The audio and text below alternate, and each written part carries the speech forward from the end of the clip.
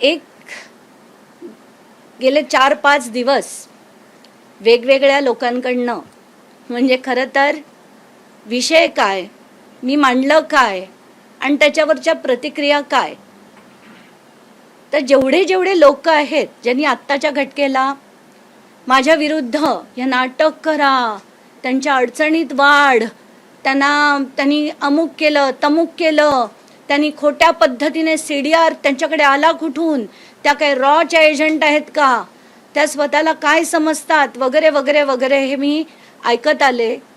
दुर्दैवाने 31 तारखेपासून ते काल रात्रीपर्यंत मी मुंबईत नव्हते, म्हणून ह्यांच्या इतक्या प्रेस कॉन्फरन्सेस मी घेऊ शकले नाही, कारण मी चंदीगडपासनं जवळजवळ 120 किलोमीटर लांब होते. तिथे कुठलंही मराठी मीडिया नव्हतं, मला बोलायला किंवा इव्हन प्रतिक्रिया द्यायला त्रास होता. तिथे मी ANIला सुद्धा रीच आउट करण्याचा प्रयत्न केला, पण तिथे मीडिया नसल्यामुळे मला माझी प्रतिक्रिया देताच येईना. आणि जो उठतोय तो वाटेल ते बोलतोय, जो उठतोय तो वाटेल ते बोलतोय. तर आज मला हे सगळं इन डिटेल सांगायचंय. संजय राऊत म्हणतात मी काय रॉयची एजंट आहे का. सुषमा अंधारे त्यांच्याकडे तर असंख्य, त्यांचा विषयच मुळात दमानिया असतो.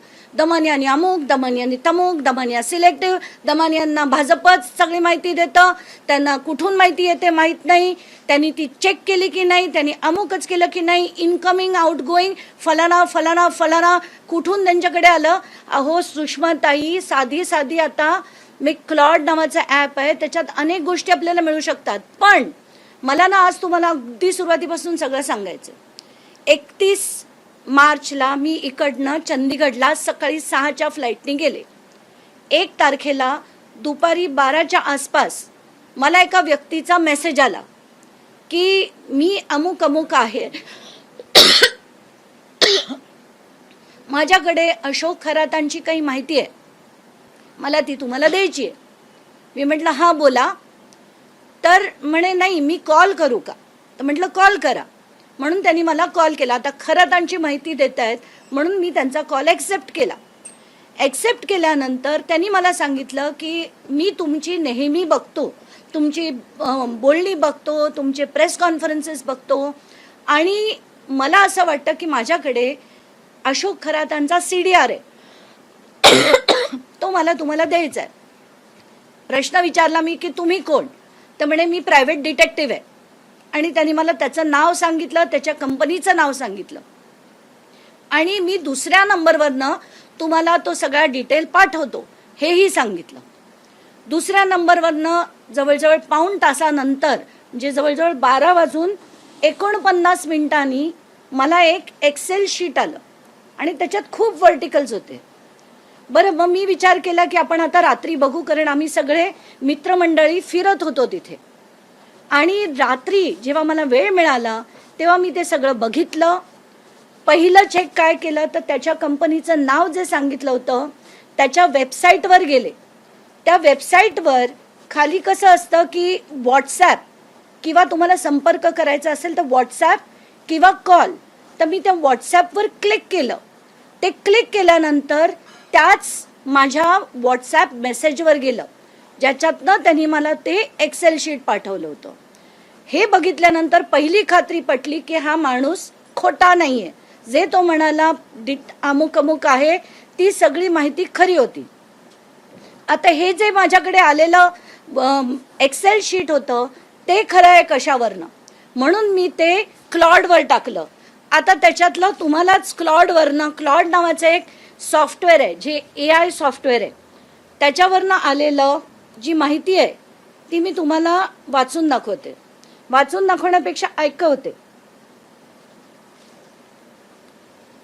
This is a CDR, Call Detail Record Report for phone number 982-230-0383. Based on my analysis, here's my assessment of its genuineness. Signs it appears to be a genuine CDR. The report contains all the hallmarks of a legitimate CDR obtained from a telecom operator. It has complete call metadata, dates, times, durations, call types, tower, cell IDs with physical addresses and आता याच्यावरनं आणि याच्यात त्याचं पूर्ण analysis होतं की हे genuine कशावर नाही. मग मला जेव्हा कळलं की हे जेन्युइन आहे, मी सकाळी दुसऱ्याच दिवशी, हे रात्री मी कळलं मला, दुसऱ्या दिवशी सकाळी 7:47 मी दाते सरांकडे हे पहिलं पाठवलं. त्यांना असंही सांगितलं माझ्या मेसेजमध्ये की सर, कदाचित कोणीतरी हे मुद्दाम माझ्यापर्यंत पोचवलंय का, कारण ती माझ्या मनात शंका होती. हे मी 2 ठिकाणी बोलून दाखवलं, एक दाते सरांच्या मेसेजमध्ये आणि दुसरं मुंबई तकचा जो अभिजित कारंडे बरोबर झालेल्या इंटरव्ह्यूमध्ये सुद्धा मी म्हटलं की अमुक कसं असतं, ॲक्टिव्हिस्टना कधी कधी वापरलंही जातं. तर ही माहिती मुद्दाम माझ्याकडे दिली आहे का मला माहीत नाही, पण ही साधी माहिती आल्यानंतर त्याचं आता असेसमेंट कसं करता येतं, कारण त्या ज्या सो कॉल्ड अंधारेबाई आहेत त्या म्हणत होत्या यांच्याकडे समोरी काय 177 कॉल काय, इनकमिंग काय, आउटगोईंग काय, कसं आलं, तर तुम्हाला तेही दाखवते कसं आलं. कॉल हिस्ट्री घातल्यानंतर त्याच्यात मी टाकला हा पहिला CDR.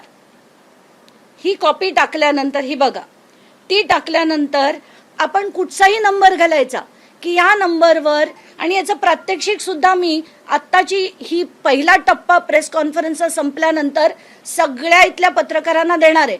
आणि हे खरं मला आज संजय राऊत, सुषमा अंधारे, जयश्री खाडीलकर, शशिकांत शिंदे सगळ्यांना द्यायचं होतं. ते म्हणाले ना की यांच्याकडे आले कुठून, यांनी केलं काय, यांनी मागितलं काय, तर कोणाकडनंही मी कधी जन्मात अशा इल्लीगल गोष्टी मागत नाही, असले इल्लीगल धंदे करत नाही. आणि माझ्याकडे जी माहिती आली ती पहिली मी यंत्रणांना पाठवली, ती मी दाते सरांना पाठवली, CM जे HM सुद्धा आहेत, गृहमंत्री आहेत ते त्यांना पाठवली, आणि तेजस्वी सातपुते मॅम ज्या SITच्या हेड आहेत त्यांना पाठवली. नंतर मी ती क्लाउडवर टाकली. त्याच्यात जेवढ्यांचे फोटो होते तेवढ्यांचे नंबर, काही नंबर माझ्याकडे होते, काही नंबर मी पत्रकारांकडनं घेतले आणि ते त्याच्यावर सर्च केले.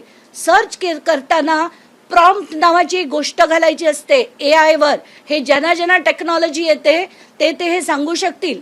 प्रॉम्प्ट म्हणजे काय, तुम्हाला त्याच्यातनं त्या सॉफ्टवेअरमधनं काय हवंय. तर मी समजा पहिला एक CDR टाकलाय आणि सांगितलं की एकनाथ शिंदेचा अमुक नंबर आहे, तो मला शोधायचा आहे. तो शोधल्याबरोबर धाड त्यांची जी नंबर्स आहेत ते सगळे आपल्याला त्याच्यावर शोधता येतात. हे मी प्रात्यक्षिक आत्ता करून दाखवणार आहे. तुमच्या चॅनल्सला सगळ्यांना सांगणार आहे त्याचा व्हिडिओ घ्या आणि तुमच्या चॅनलवर दाखवा. सगळे जेवढ्यांचे फोटो होते त्या सगळ्यांचे नंबर मी शोधले. एवढंच नाही तर मला माहिती होतं सगळ्यांवरचे माझ्यावर आरोप होतील, म्हणून सुरुवातीपासून कोणाचे शोध घेतले आणि त्याचं CDRचं जो रेकॉर्डिंग आहे ते सुद्धा मी चॅनलला देते. देवेंद्र फडणवीस एकही कॉल नाही, उदय सामंत एकही कॉल नाही, भागवत कराड, पंकजा मुंडे, धनंजय मुंडे सरप्राइझिंगली एकही कॉल नाही, अब्दुल सत्तार नाही, रामदास कदम नाही, योगेश कदम नाही, राधाकृष्ण विखे पाटील नाही, सुषमा अंधारे नाही, संजय राऊत नाही, बच्चू कडू नाही, राम कदम नाही, प्रसाद लाड नाही, चित्रा वाघ नाही, मोहित कंबोज नाही, प्रवीण दरेकर नाही, गिरीश महाजन नाही. हे सगळ्यांचे नंबर ज्यांचे शोधले, जे मिळाले नाहीत त्याला क्रॉस केलं आणि ज्यांचे मिळाले तेवढं मी माझ्या ऑडिओमध्ये बोलले. लगेच आपले उठून यायचं की याच्यात तो भाजपचं एकही नाही आहे, याच्यात अमुक पक्षाचं एकही नाही. जो उठतो तो पक्ष वाटेल ते बोलतो. नॉनसेन्स. आम्ही लढतो विषयांवर, फालतूचं राजकारण करत नाही आम्ही तुमच्यासारखं. मग काल बोलताना मी सिलेक्टिव्ह, तर मग मिलिंद नार्वेकरांचा नंबर आला, 8 कॉल आले. मागितले तुम्ही, मागणी केलीत त्यांच्या चौकशीची. काय बोलता तुम्ही अंधारेबाई. आणि जेव्हा बघावा तुमचा विषय काय, लढायचे कोणाविरुद्ध, खरातांविरुद्ध. मी नुसतं माझ्याकडे आलेली माहिती दिली तर लगेच वर खाली व्हायला लागल्या. दमनियाबाई अमुक, दमनियाबाई तमुक, दमनियाबाई तुम्ही हे नाही केलं, दमनियाबाई तुम्ही ते नाही केलं. खड्ड्यात जाऊ दे तुमचे सगळे विचार, तुमच्या खिशात ठेवा. आणि आता मला काही महत्वाची माहिती द्यायची आहे ती देऊ द्या, कारण ते खरात प्रकरणात सगळ्यात महत्वाची माहिती आहे. त्याच्याकडे 1 मिनिटात मी येते. ही ती महत्वाची माहिती आहे, ती मी 2 मिनिटात तुम्हाला देते. आत्ताच्या घटकेला मी जेव्हा शोधलं तेव्हा रुपाली चाकणकरांचे एवढे फोन कॉल्स आहेत, एवढे काय करायचं मी आणायची नाही माहिती. ही बघा एवढे फोन कॉल्स हे रुपाली चाकणकरांचे आहेत, एवढे सुनील तटकरेंचे सगळे डिटेल त्याच्यात समरीच अशी येते. अंधारेबाई ऐका, याच्यात ही समरी येते ना, ती टोटल कॉल एवढे, इन्कमिंग एवढे, घेतलेले लॉंगेस्ट कॉल किती, ही सगळी माहिती डेट रेंज कधीपासून कधीपर्यंत आहे. कारण माझ्याकडे जे डिटेल्स आले होते ते 1 एप्रिल 2025 ते 17 मार्च 2026 होते. त्याच्यातले हे एवढे कॉल आहेत. शिवसेनेचे शिंदे यांचे 17 कॉल आले. आता का त्याच्यानंतर मला संजय शिरसाटांचे मिळाले, मिलिंद नार्वेकरांचे मिळाले.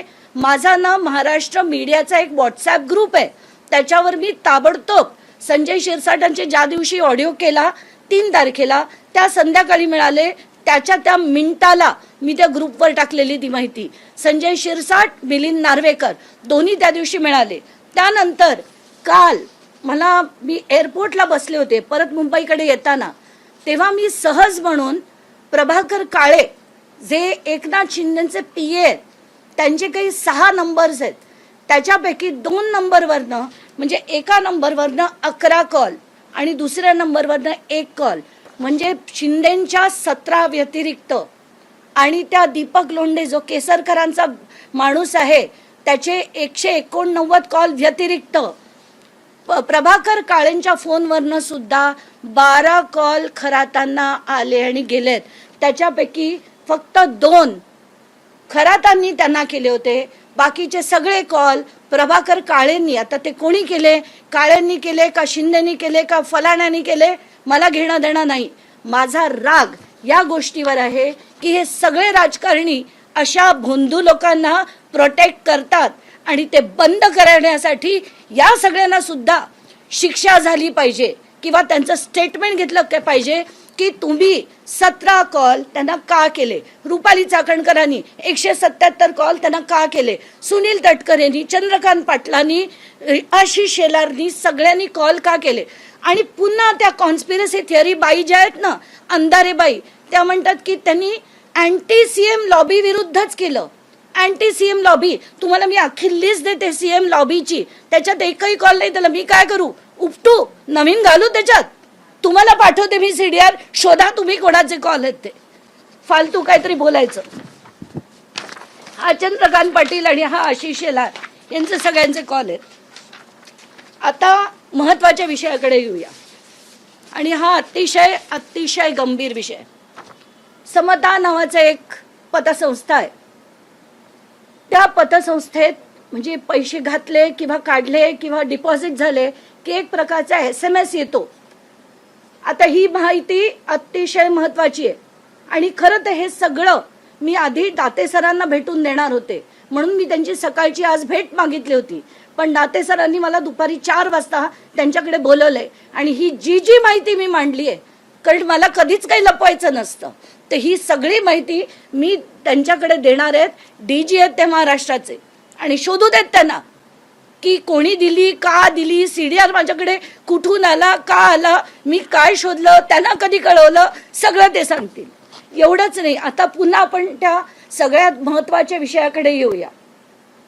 समता नावाची जी पतसंस्था ज्याची आता चौकशी चालू आहे, त्याचे पूर्ण वेळात म्हणजे 1 एप्रिल 2025 ते 17 मार्च 2026 कधी 1 मेसेज यायचा, कधी 7 मेसेज यायचे, महिन्याचे 7, 8, 2 असे मी पूर्ण काढले. दर महिन्याला किती मेसेज यायचे. पण आता महत्वाची हे ऐका, 27 जानेवारी म्हणजे अजित पवार गेल्याच्या, त्यांचा अपघात झाल्याच्या 1 दिवस आधी 17 SMS होते समताचे. 28 जानेवारी ज्या दिवशी अपघात घडला त्या दिवशीचे 19 मेसेज आहेत. 29 जानेवारी त्याच्यात 10 मेसेजेस आहेत. 30 जानेवारी 8 मेसेजेस आहेत. 31 जानेवारी 8 मेसेजेस आहेत. हे दिवसाचे आहेत, जेवढे कधी महिन्याचे पण नाही यायचे तेवढे एक दिवसात समताकडनं मेसेजेस आलेले आहेत. म्हणजे याच्यात काय झालं हे SIT कडे मी देऊन याची पूर्ण चौकशी व्हावी, ही मागणी मी करणार आहे, कारण ह्याच्यात कोणी हे सगळे व्यवहार केले, पैशाची फेरवाफेरव झाली का, या सगळ्या गोष्टी आता बाहेर आल्या पाहिजेत. आणि ही त्याची लिस्ट आहे ज्याची PDF बनवून मी आता मीडियाच्या ग्रुपवर टाकणार आहे. नाही, त्याच्यात कसं असतं, आपण HDFC बँकेतनं अमुक केलं की आपल्याला HDFC बँककडनं मेसेज येतो, कधी OTP येतो, कधी मेसेज येतो. तसाच या समता पतसंस्थेकडनं इतक्या वेळा मेसेजेस आलेले आहेत. म्हणजे 27ला 17, 28ला 19, 29ला 10, 30ला 8 आणि 31ला 8. हे कधीही इतके मेसेजेस यायचे नाहीत, महिन्याभरात सुद्धा यायचे नाहीत जेवढे या एक दिवशी आलेत. हे बघा, त्याची मी समरी बनवली आहे. खरातला आलेले आहेत, त्यांच्या नंबरवर समताकडनं आलेले आहेत. म्हणजे त्याच्यात पैसे डिपॉझिट झालेत का, काढले गेलेत का, फिरवले गेलेत, हे आता यंत्रणेंनी शोधायचंय. पण ही महत्वाची माहिती माझ्याकडे आली आहे जी मी आता यंत्रणेंना देणार आहे.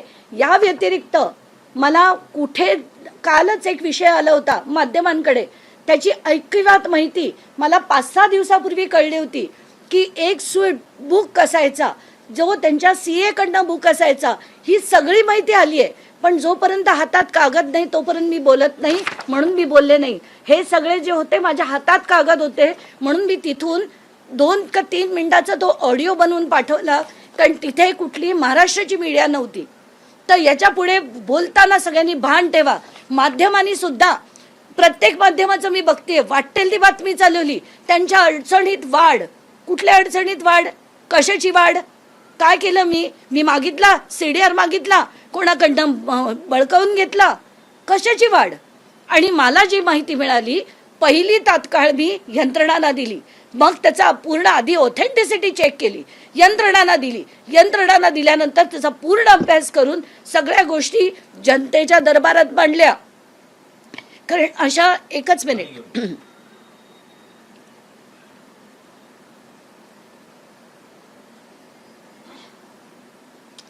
कारण प्रत्येक वेळेस समित्या बसतात, SITच्या चौकशा होतात, सगळं होतं, पण कधीही माहिती, खरी माहिती जनतेपुढे येत नाही.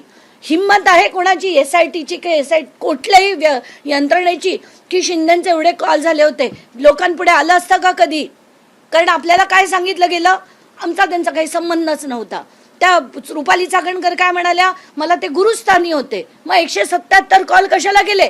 गुरुला कोणी 177 कॉल करतं का एका वर्षाच्या आत? आणि एवढे मिनिटं बोलणं झालं. एकनाथ शिंदेना विचारण्याची गरज नाहीये की तुम्ही हा कॉल केलात, 21 मिनिटाच्या कॉलमध्ये एक उपमुख्यमंत्री काय बोलले त्यांच्याशी? आम्हाला आम्ही विचारणार नाही. आणि माझा लढा, त्याच्यातले मी काय केलं होतं, जेवढे नंबर्स होते टॉप कॉल्स केलेले, ते 30 नंबरपर्यंत मी सेलफोनवर डोळे झिजले, पण शोधले मी ते.